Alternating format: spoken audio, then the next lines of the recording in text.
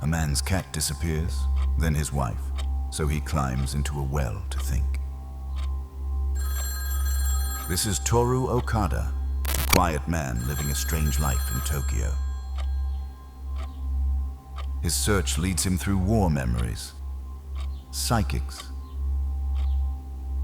and strange dreams. The dry well becomes a place of transformation, stillness, vision. Murakami asks, do we find meaning or create it? It's about alienation, about healing, about confronting the void. You don't find truth by running. Sometimes you have to sit still, in the dark, and listen. That's the Wind-Up Bird Chronicle in 60 seconds. Weird, yes. Wonderful, absolutely.